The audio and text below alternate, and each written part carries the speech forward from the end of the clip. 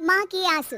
राधा बहन का इकलौता बेटा अमेरिका में रहता था। एक दिन राधा बहन का किराएदार कहता है, अरे माँ जी अकेली बैठी रहती हैं, बेटे के पास क्यों नहीं चली जाती? अरे कैसे चली जाऊँ, नई नई शादी हुई है, अभी तो थोड़ा बहू के साथ समय बिताएगा, तभी तो दोनों के बीच समझ बढ़ेगी ना। अरे कैसी बात कर रही है माँ जी, समझ बढ़ाने के लिए 5 साल काफी होते हैं। 5 साल की शादी को कोई नई शादी नहीं कहता। हाँ वो तो है, आया था पिछले साल उसका फोन, पूछ रहा था कैसी हो, पर अब तो काफी साल हो गए कोई फोन भी नहीं आता। तभी फोन की बेल बजती है। लो 100 साल की उम्र है, आ गया मेरे मयंक का फोन। अच्छा कैसे पता कि ये फोन उसी का है?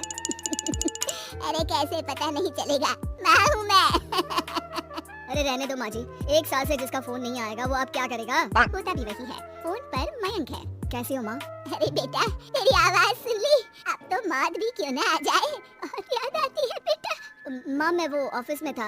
अच्छा माँ वो रीना बोल रही थी कि तुम अकेली रहती हो इंडिया में, वो ठीक नहीं है। अब बुजुर्ग भी तो हो रही हो, अकेले पकाना खिलाना, वो चाह रही है कि अब तुम यहीं आ जाओ, हम लोग साथ रहते हैं ना। राधा बहन की आंख से पानी गिरने लगता है, वो कुछ नहीं बोल पाती।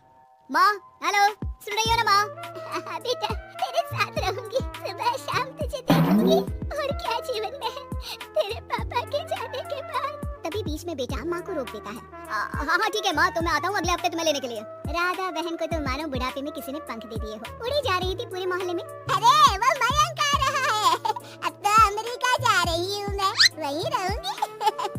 अच्छा है मौसी, आपका जीवन देखकर तो मुझे भी रोना आ जाता था। कोई बात नहीं मौसी, देर से ही सही, सब अच्छा होने वाला है अब। राधा बहन दौड़ दौड़ कर सामान ला रही थी। अरे इतना सामान तो 2 साल में भी कभी नहीं खरीदा जो 2 दिन में लिए जा रही हो मौसी।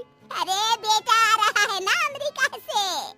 अच्छा तो पकवान बनाने की तैयारी चल रही है? हाँ बिल्कुल, उसको बेसन के लड्डू बहुत पसंद है। रात भर भूनना तलना ये सब प्रोग्राम चलता रहता है राधा बहन के घर में, और फिर वो दिन भी आ जाता है जब बेटा घर आता है। कौन? माँ मैं मयंक, ये घर का क्या हाल बना रखा है, ना सफाई ना धुलाई, कैसा लग रहा है ये घर? घर तो ऐसा ही था बेटा हमेशा से, बस तू थोड़ा कमजोर लग रहा है। क्या हुआ बेटा? ये कमजोर नहीं फिट होता है माँ। वैसे और बता क्या हाल है तेरे? बेटे के मुंह से हाल पूछने का अंदाज भले ही फॉर्मेलिटी वाला हो, लेकिन राधा बहन की आंख फिर भर आती है। अरे यार ये तुम्हारी हर बात पर रोने की आदत न जाने कब जाकर खत्म होगी। सही कहती है रीना तुम्हारे लिए। रीना तो क्या कहती है मेरे लिए? यही के बस यही एक आदत है तुम्हारी माँ की, इमोशनल ब्लैकमेल। अरे यार अब इसमें रोने की क्या बात है? ना कुछ नहीं, बहुत दिन बाद तो घर आया ना तो क्या रोएगी? हाँ क्यों? अच्छा ये ले, तेरे लिए रात भर बैठकर ये बेसन के लड्डू बनाए हैं, और ये अचार तुझे बहुत पसंद है ना? पसंद है नहीं माँ, पसंद थे। अब तो फिटनेस के लिए ये सारी फालतू चीजें मैं खाता भी नहीं हूँ। ये फालतू चीजें खाकर ही तो तू बड़ा हुआ है बेटा। अब रहने दे माँ, क्या क्या खिलाकर बड़ा क्या है, मुंह मत खुलवा। कौन देसी घी में शक्कर डालकर पराठे के साथ खाता है? वो तो तुझे पसंद थे ना बेटा, तभी तो बनाती थी, नहीं बनाती थी तो रोता था तू। अरे तो रोने देती ना माँ, अब सारी समस्या उसी खाने से है शरीर में। वो तो भला हो रीना का जो हेल्दी डाइट देकर सब मेंटेन कर रही है। राधा बहन बेटे की आने की खुशी में इतनी दीवानी थी कि उसे बेटे के बात का अंदाज और लहजा समझ में नहीं आ रहा था। अच्छा रुक, पालक वाली दाल बना देती हूँ। रहने दे माँ, मैं होटल से ऑर्डर कर देता हूँ। इतने साल बाद होटल का खाना, माँ के खाने की याद नहीं आती। अरे माँ फिर इमोशनल डायलॉग प्लीज माँ।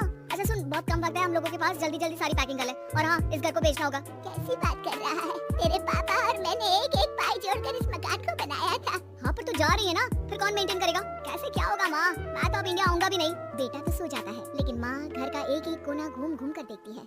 सही बात है, क्यों मोह माया छोड़ रही हूँ मैं इस घर से? आखिर बेटे के साथ रहना ही तो होता है हर माँ बाप को, लेकिन इनकी यादें हर एक कोने में है। खैर औने पौने दामों में घर को बेच बेटा और माँ एयरपोर्ट के लिए रवाना हो जाते हैं। माँ यही बैठ, मैं अभी आया। नहीं बेटा, मैं साथ रहूंगी, पहली दफा आ रही हूँ ना। अरे माँ टिकट, बोर्डिंग, सामान, चेक इन 10 काम है, करके आ रहा हूँ ना। आ जाना, यहाँ घबराहट होती रहेगी। बेटा माँ को समझाकर चला जाता है। माँ बैठी रह जाती है, लेकिन बेटा आता ही नहीं। एयरपोर्ट के लोग बताते हैं कि इस नाम का लड़का तो कब का अमेरिका की फ्लाइट लेकर उड़ चुका है। माँ किसी तरह अपने बीके हुए मकान में ही आ जाती है। मुझे कुछ दिन रहने दो, पता नहीं क्या हुआ, हो सकता है कोई मजबूरी हो बेटे की। नया मकान मालिक कहता है, अरे माँ जी कमरा तो मैं आपको दे दूँ, पर भाड़े का क्या? पति की पेंशन भी है भैया। ठीक है आप आराम से रहिए, लेकिन एक बात बताइए, आप किसी रिश्तेदार के घर क्यों नहीं चली जाती? अरे कैसी बात कर रहे हैं आप, मेरा बेटा कभी भी आ सकता है, अगर मैं उसे यहाँ नहीं मिली तो। ऐसी ही स्टोरी देखने के लिए प्लीज़ हमारा चैनल सब्सक्राइब करें, लाइक करें और शेयर जरूर करें। धन्यवाद।